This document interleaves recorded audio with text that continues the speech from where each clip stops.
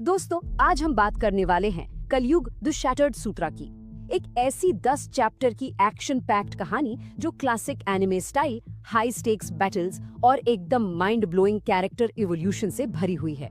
चलिए बिना किसी देरी के इस अमेजिंग मंगा यूनिवर्स को डिकोड करते हैं। इमेजिन कीजिए कोई आप पर पूरी ताकत से अटैक कर रहा है और आपका रिएक्शन है target velocity registered, impact neutralise करने के लिए वेक्टर डिस्प्लेसमेंट। सुना आपने, ये कोई साईफाई कंप्यूटर नहीं बोल रहा है, बल्कि ये हमारे मेन कैरेक्टर की इनर सोल अर्जुन का डायलॉग है। और यहीं से हमें स्टोरी का यूनिक टोन समझ आता है। जहाँ बाकी फैंटेसी कहानियों में सुपरनैचुरल हमलों को जादू से रोका जाता है, यहाँ पूरा का पूरा अप्रोच क्लिनिकल और फिजिक्स बेस्ड है। ये एंटी मैजिक ट्विस्ट सच में इस यूनिवर्स को नेक्स्ट लेवल पे ले जाता है। तो चलिए देखते हैं section 1, the broken blueprint awakens. अब इस सीन को माइंड में पिक्चर कीजिए। मुंबई की एक अंधेरी तंग गली, एक बड़ा सा ग्रे स्किन वाला यक्ष जब अपने भारी लोहे के क्लब से एक नॉर्मल स्कूल बॉय रोहन पर जानलेवा हमला करता है, तो वहाँ कोई खून खराबा नहीं होता। इसके बजाय एक high action survival moment trigger होता है, जहाँ रोहन का पूरा शरीर सुनहरे जियोमेट्रिक टुकड़ों में बिखर जाता है, जिसे इस दुनिया में सूत्र स्प्लिट कहते हैं। और इन टुकड़ों के पीछे से निकल कर आती है एक चमकती हुई ancient warrior soul Arjun. Literally ये विजुअल किसी भी क्लासिक एनिमे की याद दिला देगा और आपके रोंगटे खड़े कर देगा। आगे बढ़ते हैं सेक्शन 2 की तरफ, अर्जुन की लॉजिक बेस्ड सोल मैकेनिक्स। यहाँ एक बहुत ही क्रूशियल कॉन्सेप्ट आता है जिसे कहते हैं प्रैग्मेटिक लॉजिक।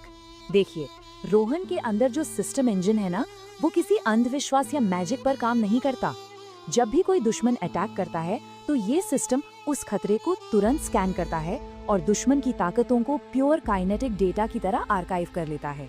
सिंपल वर्ड्स में कहें तो हर भगवान, हर दानव और हर अटैक यहाँ पर सिर्फ एक मैथ प्रॉब्लम है जिसे आसानी से सॉल्व किया जा सकता है।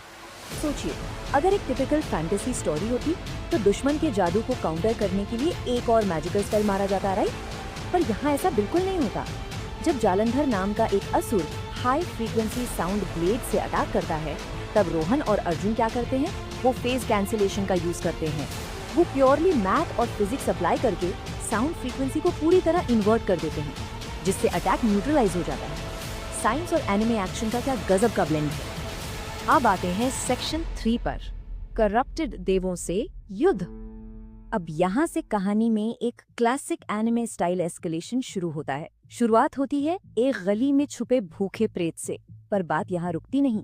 धीरे धीरे अंडरवर्ल्ड के असुरों से होते हुए बैटल्स सीधे लोअर हेवन के देवताओं तक पहुँच जाती हैं और अल्टीमेटली सामना होता है एक आकाशीय सेनापति से।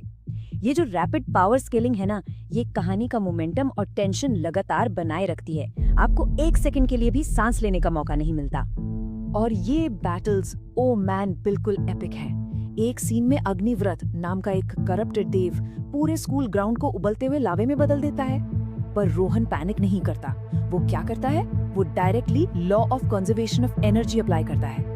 वो इस एक्सट्रीम हीट एनर्जी को एब्जॉर्ब करके एक फिजिकल मास मल्टीप्लायर में कन्वर्ट कर देता है। दुश्मन की सबसे बड़ी ताकत को उसी के खिलाफ एक मैथमेटिकल इक्वेशन बनाकर यूज करना, यही एंशिएंट माइथोलॉजी और हार्ड साईफाई फिजिक्स का कॉम्बिनेशन इस स्टोरी को एक मास्टरपीस बनाता है। चलिए अब फोकस करते हैं सेक्शन 4 पर, रोहन का इवोल्यूशन। रोहन का character arc seriously mind blowing है। जो लड़का पहले चैप्टर में गली में छुपकर जान बचा रहा था, वो चैप्टर 5 तक आते आते इतना पावरफुल और शांत हो जाता है, बस उसके चलने के काइनेटिक वाइब्रेशन से ही विंडो के हथियार हवा में चकनाचूर हो जाते हैं। और फिर चैप्टर 9 तक वो अंडरवर्ल्ड के बड़े बड़े माफिया राक्षसों की कोर्टरूम में बैठकर उनके पूरे एम्पायर का टेक ओवर कर लेता है।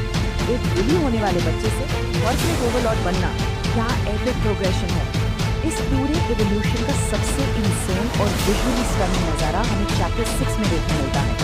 एक कार की छत पर खड़ा रोहन हजारों माइक्रो राक्षसों के स्वॉर्म से घिरा हुआ है। तभी वो अपनी आत्मा को एक साथ 1000 ट्रांसलूसेंट अर्जुन कॉपीज में स्प्लिट कर देता है। आसमान में पूरी सुनहरी आर्मी छा जाती है जो एक massive devastating omni attack launch करती है। ये बिल्कुल वो मोमेंट है जहां आप लिटरली अपनी स्क्रीन को घूरते रह जाते हैं। और अब आखिरी हिस्सा, section 5, opening the multiverse horizon. Climax तक आते आते कहानी का स्केल पूरी तरह बदल चुका होता है।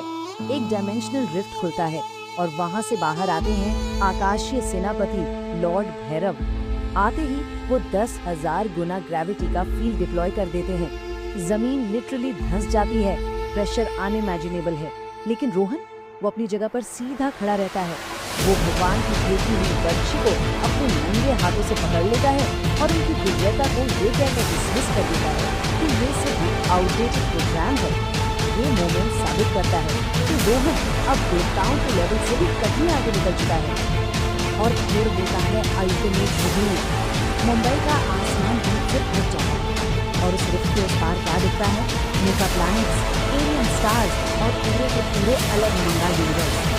रोहन का जो आत्म सूत्र था ना, वो सिर्फ एक पावर नहीं थी, वो दरअसल एक डायमेंशनल ब्रिज था। ये 10 चैप्टर की छोटी सी स्टोरी एक सिंगल झटके में आगे के 1000 चैप्टर्स के साइ-फाई और डार्क फैंटेसी मल्टीवर्स क्रॉसओवर से जुड़ जाती है। तो अब जब रोहन और अर्जुन आसमान में फ्लोट करते हुए उस अनंत शून्य, उस इन्फिनिट वॉइड की तरफ देख रहे हैं, तो एक बात साफ हो जाती है, ये कलयुग तो बस एक टेस्टिंग ग्राउंड था। असली सवाल तो ये है दोस्तों, इस कलयुग होराइजन के उस पार आखिर और क्या-क्या छिपा है?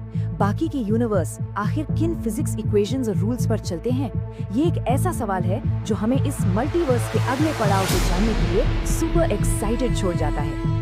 We are so close to launching our dream animation, but we are officially short on funds. Please support us with your views, shares, and likes.